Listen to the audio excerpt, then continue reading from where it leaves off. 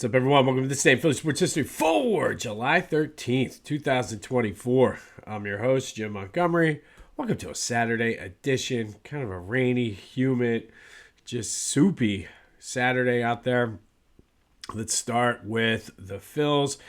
And before the game, Whit Merrifield was released. Weston Wilson was called up immediately into the starting lineup. And I think I'm okay with that. To me, it shows that Dave Dombrowski is not afraid to, one, admit that maybe he made a mistake signing someone and just figures it's best to move on.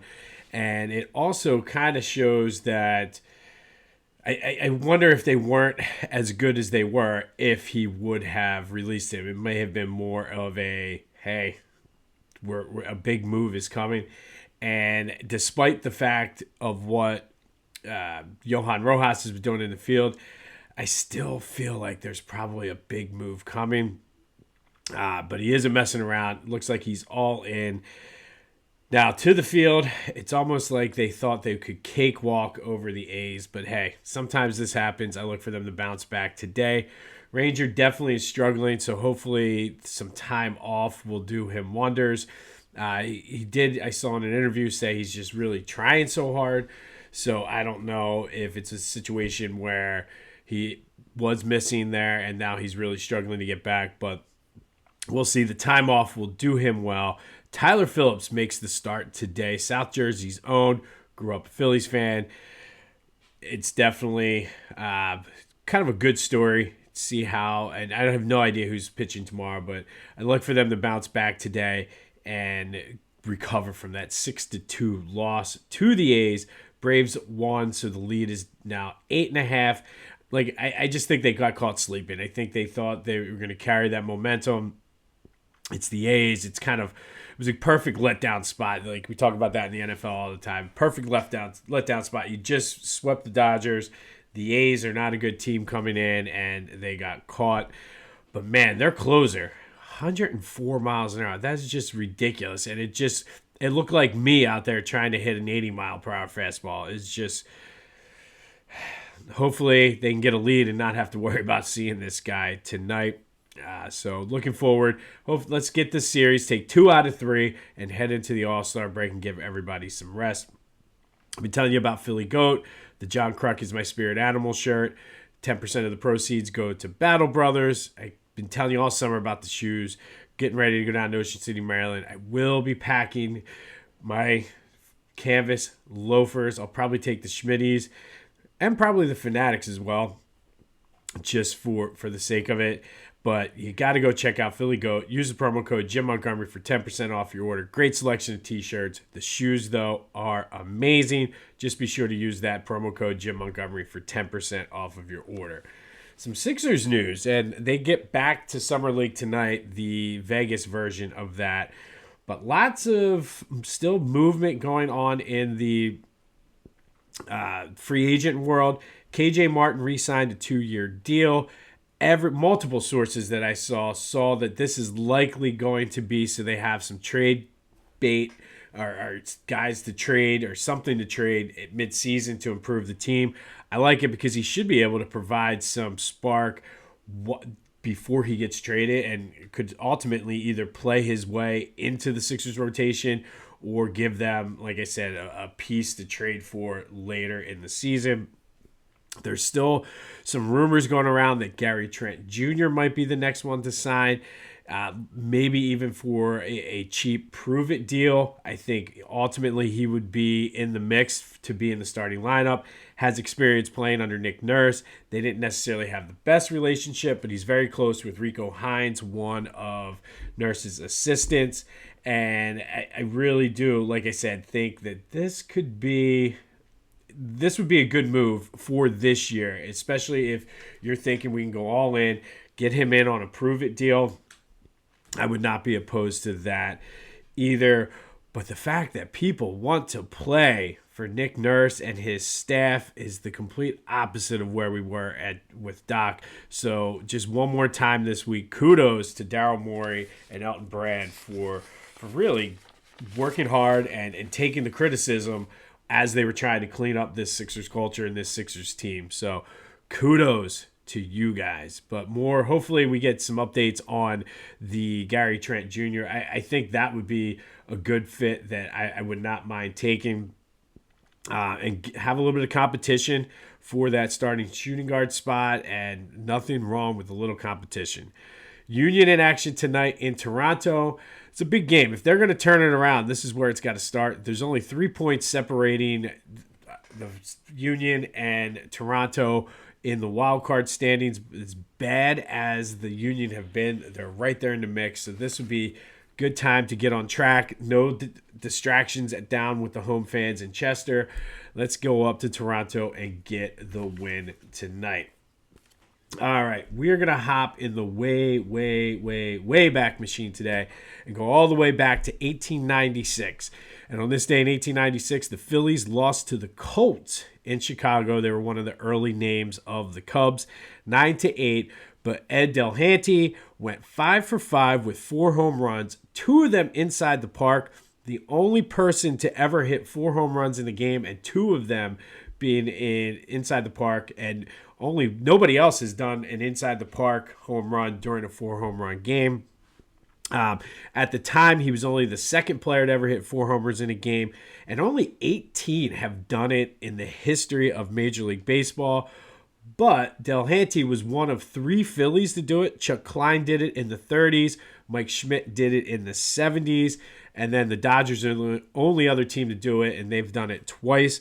Last time a player hit 4 home runs in a game was 2017. It was J.D. Martinez. But in that game, Delahanty had 7 RBI. The game was hot. The people around the Colts, but the Cubs organization said, thank God for Delahanty's hitting, or else these fans would have been miserable sitting in the 100-degree heat out in the sun in Chicago. And despite hitting 4 in a game, Delahanty only had 101 career home runs. It was definitely a different era back then. And for his troubles, a local gum company, I'm assuming Wrigley, I could not find the actual name of the gum company, gave him 4 boxes of gum, 1 for each home run. So that was interesting. I don't know, whatever, 4 boxes of gum. And truthfully, Ed Delahanty must just love playing on July 13th, because then the following year, he went 9 for 9 in a doubleheader sweep of the Louisville Colonels. He just loves playing on July 13th. He went 5 for 5 in 1896, 9 for 9 in a doubleheader in 1897. But on this day, Ed Delahanty became the second player in Major League Baseball to hit 4 home runs in the game, including 2 inside the park. Only has been done 18 total times. It is one of the most rare things to see in a Major League Baseball game. More rare than a perfect game even. There's been 20-some of them, but only 18 4-home run games, including 3 Phillies, Ed Delahanty, Chuck Klein, and Mike Schmidt. Delahanty did it on this day in 1896. All right, it's time for the Ultimate Philly Sports Nickname Tournament. Yesterday in the cheesesteak region, it was the answer, knocking out my boy Randall, the ultimate weapon, with 67% of the vote. He will move on to the Sweet 16. And then our first Sweet 16 matchup is set. Out of the Ben Franklin region, the Broad Street Bullies ran all over Lenny Dykstra.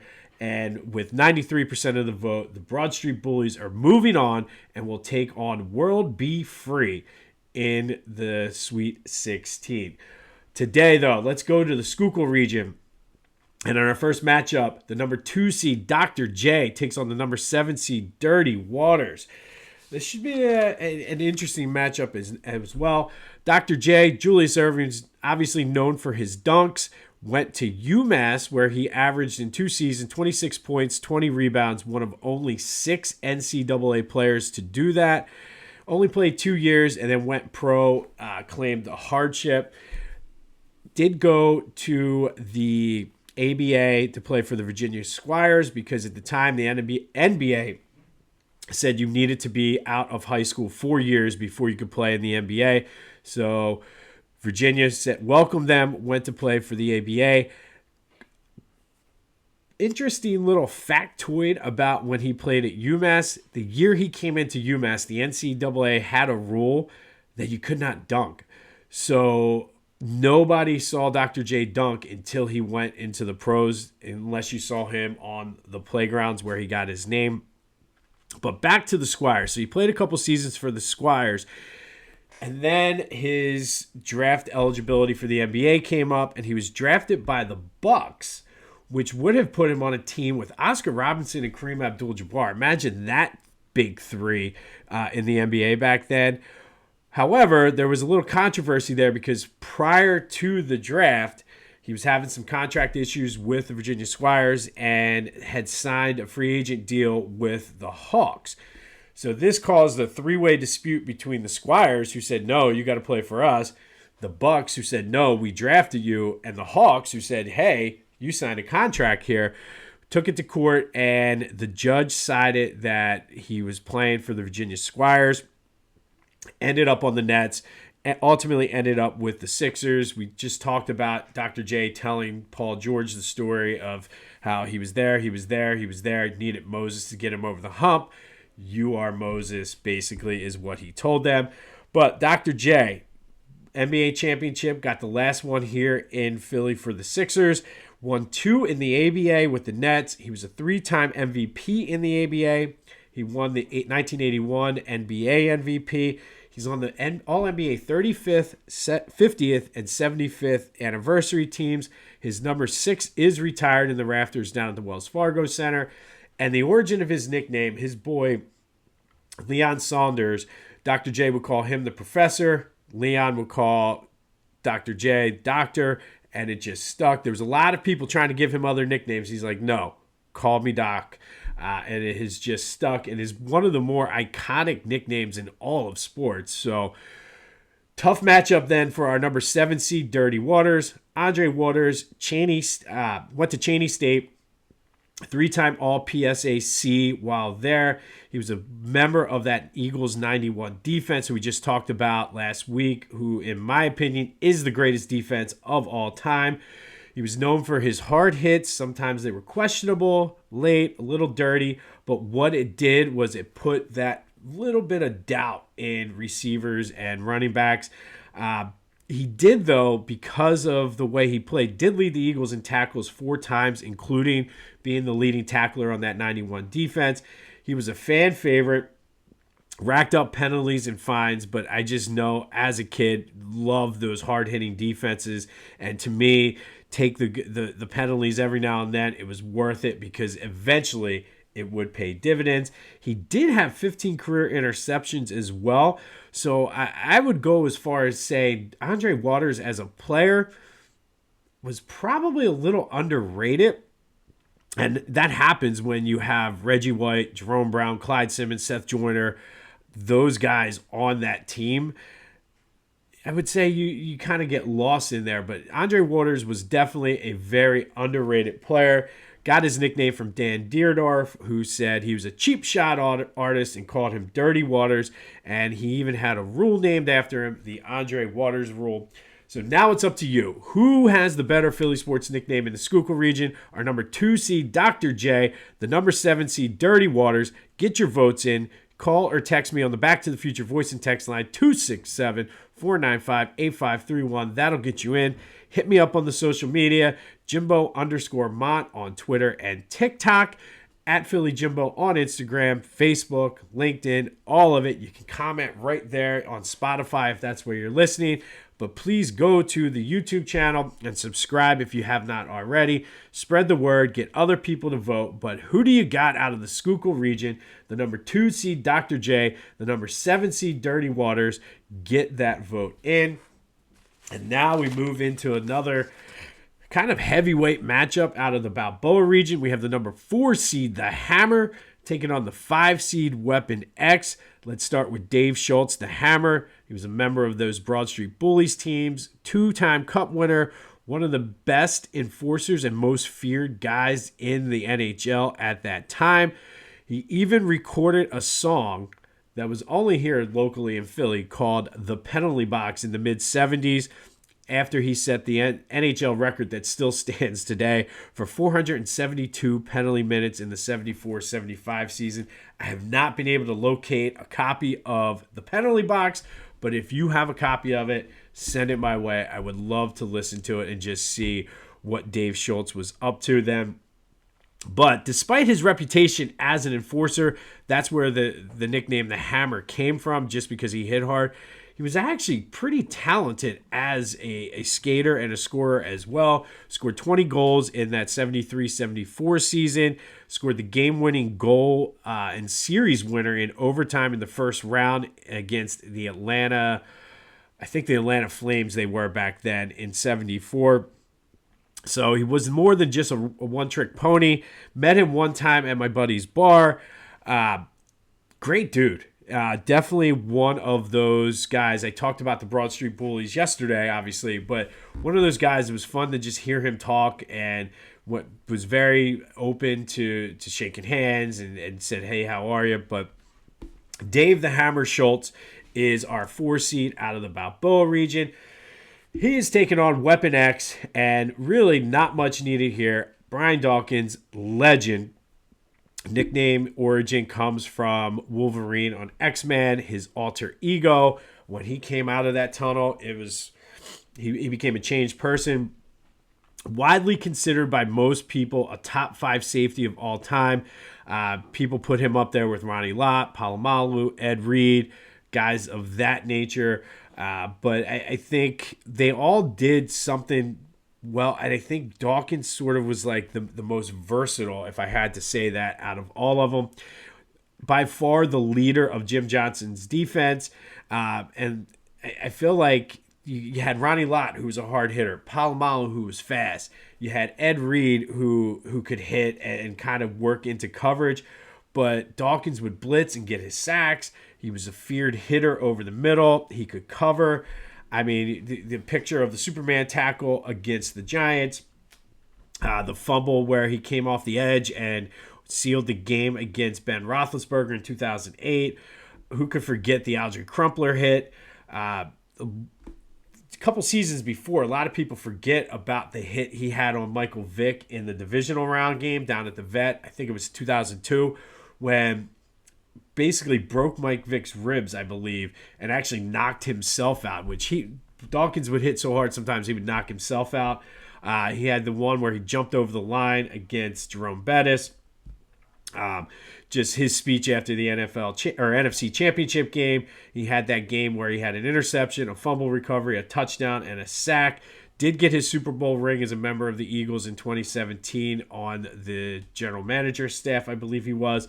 Should have never left Philly in the first place. He is our number 5 seed in the Balboa region. But it's up to you now. Which is a better Philly sports nickname? Is it the Hammer or Weapon X? Get your votes in. 267-495-8531. That'll get you in on the Back to the Future voice and text line. Hit me up on any of the social medias. But today we got out of the Schuylkill region. The matchups are starting to get better. The number 2 seed Dr. J versus the number 7 seed Dirty Waters. And out of the Balboa region, the number 4 seed Dave the Hammer Schultz taking on Brian Dawkins, Weapon X. Who do you got? Get the votes in. Spread the word. And let's do this. All right, back on this day in 1896, Ed Delahanty went 5 for 5, including 4 home runs, becoming the second player to ever hit 4 home runs in a game, and he hit 2 inside the park home runs as well. And only 18 guys have done it, including 2 other Phillies, Mike Schmidt and Chuck Klein. But on this day, it was Ed Delahanty, and we're just going to make July 13th will be Ed Delahanty Day. He went 5 for 5 in 1896, 9 for 9 in 1897. So I hereby say that July 13th, moving forward, is Ed Delahanty Day in the Philadelphia area. Hopefully the Phils can bounce back today against the A's. Not a good, don't really want to have them go into the All-Star break losing a series against the A's, but the rest will be nice. Good luck to Tyler Phillips in pitching in front of the home crowd as the starter tonight. If he can just pick up where he left off the other night, we will be just fine. We'll have more on the Union tomorrow. Hopefully, I am saying that Gary Trent Jr. is a Sixer. And don't forget, I will be out of my normal studio tomorrow, Sunday. Tomorrow is Sunday. Sunday, Monday, and Tuesday as we're going down to the beach for a little bit. But you will still get the podcast. Go out and enjoy your Saturday. This has been This Day in Philly Sports History for July 13th, 2024. Happy Ed Delahanty Day. And until next time, I'll see you when I see you.